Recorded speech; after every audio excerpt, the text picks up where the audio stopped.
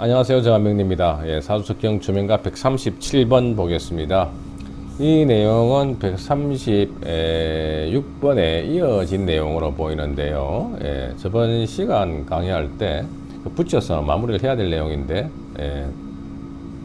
이런 사주 태운 몸은 정계에 또한 관심이 있어서 의정 단상에서 등명, 이름을 올리고 지월 뭐뭐 누구누구 하면은 알만한 사람으로 손꼽히는 사람이다.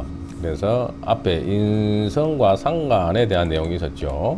저번 시간에 사주 중에 다인무휴라, 인성이 많은데 일그러짐이 없다. 그러면 이제 관인상생 또는 뭐 살인상생, 이런 쪽이. 그 다음에 뭐 인성이 많으니까 뭐 인용식재, 인용식상 이런 식으로 인성을 잘 써먹는 기운을 말하고요. 그 다음에 사주의 상관을 또 잘 써먹으려고 그러면 상관폐인이 되어 있어야 되겠죠. 그래서 인성을 가지고 상관을 제어해야 되고, 그리고 상관이 뭐 상관제살 이런 식으로 해서, 또는 상관대살 이런 식으로 해서 살과 대적하는 상관도 정계에 또 관련이 있을 수 있습니다.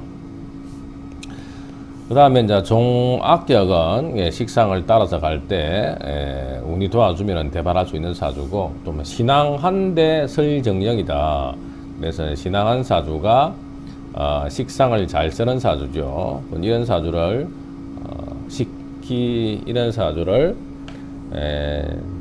식상유기 성재간이라고 하죠. 식상의 기운이 유기하게 되면, 아주 빼어나게 되면 재성이나 관성보다도 오히려 더 나을 수가 있다. 그래서 그런 사람들이 박사등명을 하거나, 그렇지 않으면은 정계나 또는 의정에도 관심을 가지는 사람. 자, 138분부터는 이제 성정, 기호, 모상이라고 해서 개인적 성격과 그 다음에 기호 그리고 생김새에 대해서 공부하는 파트입니다. 주로 일주에 이제 138번부터는 오행적 특성을 이야기하는 단식에 해당되니까 복잡한 내용도 아니죠. 그래서 뭐 중요한 내용은 아닙니다만은 또 알면은 통면하는 데 도움이 되니까요. 간단하게 한번 보도록 하겠습니다. 물론 예시도 필요 없고요. 물론 사주 첫 경에는 처음에 예시가 없어요. 이런 내용만, 원문만 있는데, 지금 제가 수업할 때 갖다 쓰는 예시들은 여기저기 도서에서 좀 옮겨 적어서 설명을 드리고 있는 부분입니다. 138번 가불리 생태운 성정, 의지 굳고 뚝뚝하나 시종일관 불변하여 만인 신망 얻어지네. 목일주라는 거죠. 목일주. 목은 겨울에 싹이 살아남아서 뿌리를 내리고 위로 머리를 쳐들어서 살아남는 게 목이죠. 그러다 보니까 목은 상성, 그리고 목은 생명력, 강한 생명력, 또 목은 왜든 간에 뻗치죠. 머리 위로 뻗친다. 그리고 뚫고 나온다 이런 거죠. 물론 목이 또 사랑이고, 그죠? 목은 또 어떤 어진 뭐 양육이고 이런 부분도 되겠지만은, 그래서 목이라는 게 이렇게 뻗치고 머리를 쳐들고 하는 부분들이 강하죠. 그래서 목은 또 두부, 머리에 해당되기도 하죠. 때문에 목이 강하게 되면 성정이나 의지가 굳고 또 좀 뚝뚝하면서 소지일관 끝까지 밀어붙이는 그런 마음이 있어서 사람들한테 좀 신의를 얻을 수도 있겠죠. 139번 병정일생 구변유능 소진장의 담게 되고 호래다양 명랑한데 감정 편중되기 쉽다. 화라는 기운은 목에서 상승을 해서 그 목의 상승 기운이 완전히 분열하는 단계죠. 그래서 폭발, 확장, 그 다음에 팽창, 분열, 또는 이제 번지는 그런 기운이죠. 불은 우리가 뭐라 그래요? 번진다고 이야기하죠. 그러다 보니까 또 화는 밝다, 또 화는 보여준다. 그야말로 불이 있어야 돼. 쇼죠, 쇼. 그래서 이 화의 기운은 비밀이 없다. 모든 것이 대명천하에 오픈되는 기운이죠. 때문에 말을 잘하고, 그리고 화라는 것은 예의예자죠. 예의예자. 그래서 형식을 따진다는 거예요. 왜? 기운이 밖으로 최대한 확장을 했기 때문에 외연이 강화되어가 있죠. 그래서 그 기운이 바깥으로 강화되어 있다 보니까 어떻게 해요?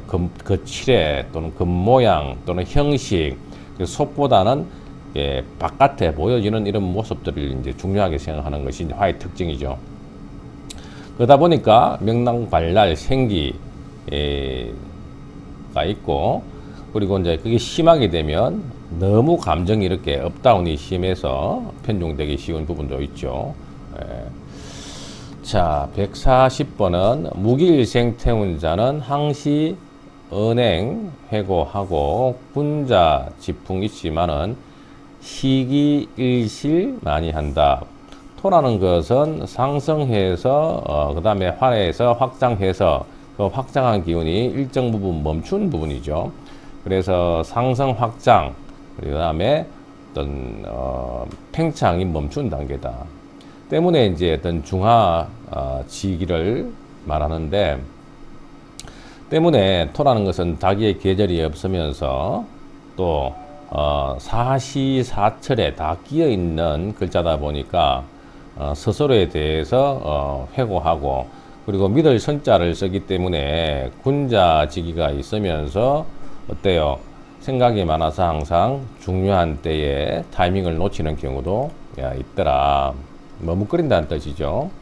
그 다음 141번은 무기일생 회약하고 상관 용제 못 이루면 그 중심을 못 잡아서 사사건건 허실하다.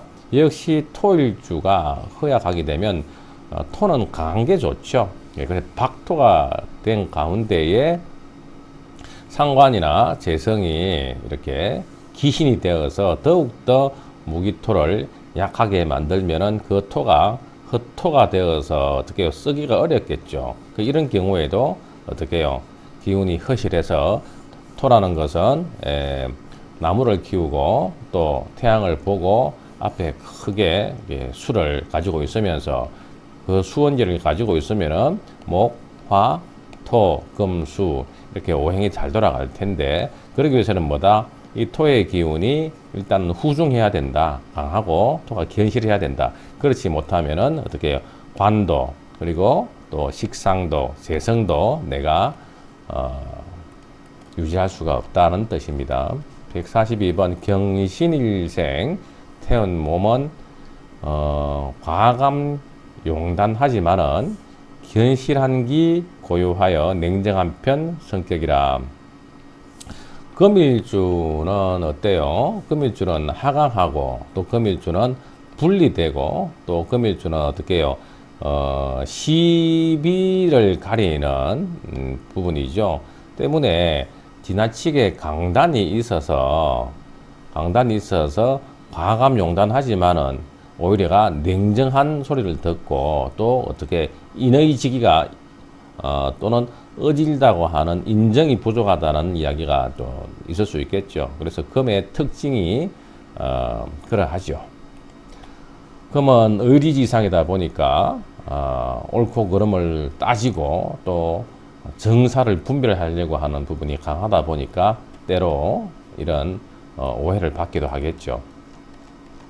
143번은 신축묘미 기일생인 너무 견실 특성 있고 아독청청하려 하니 보통 교제에 난하도다.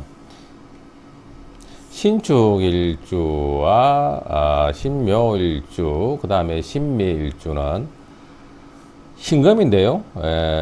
그 중에서도 이제 신축일주 같은 경우에는 이게 포태로 사유축이니까 녹사양지네요. 그 다음 묘는 절지가 되고 여기는 절욕 쇠지요. 쇠지가 되겠네요. 그래서 신금이 또 이게 현침살이 되면서 또 음간으로서요, 이 금의 기운이 아주 또 좀 샤프하죠. 그래서 신금 일주들이 대부분 이런 또 이제 절지 또 이렇게 토를 깔고 앉아 있으면서 편의를 깔고 있을 때 좀 왜곡된 사상 성분이 있을 수가 있겠죠. 때문에 이런 사람들이 너무 나만 잘나가지고 다른 사람들하고 교제가 쉽지가 않다. 참고하시고. 임계일생 그 성질은 털털하고 절약이 없어서 흡이 만전하게 되니 원만성과 자비로다.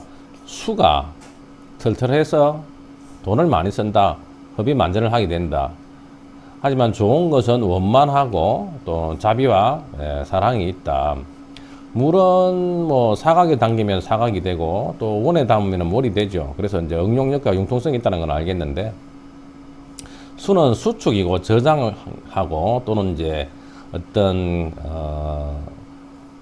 그야말로 또 위축되는 그런 부분이죠. 때문에 이제 수가 어떤 이런 뭐 자해라든가요, 또는 이런 그 털털하다든가 이런 부분들은 조금 다른 의미 같고, 또 수일주가 이렇게 뭐 돈을 물 쓰듯이 한다는 의미가 있기는 하지만 이렇게 허비 만전한다는 이런 의미도 그러합니다.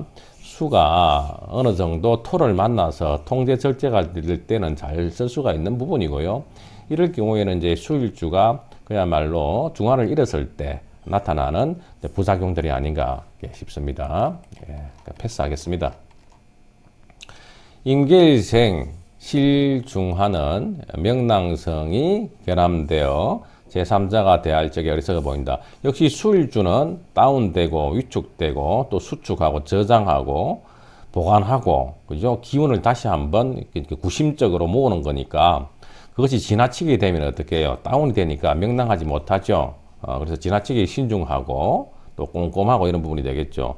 다른 사람이 보기에는 어떻게 표출이 안 되고 표현이 안 되고 명랑하지 않고 또 어떤 본인의 의지를 갖다가 밖으로 이렇게 나타내기가 쉽지 않으니까 속에 뭐가 드는지 모른단 말이에요. 율길물속처럼 모른단 말이죠. 그러다 보니까 어떻게 사람이 어떻게 어둡고 또 침침하고 어리석어 보이겠죠. 참조만 하시고요. 146번 여기부터는 다음 시간에 하겠습니다. 자, 오늘도 시청해 주셔서 감사합니다.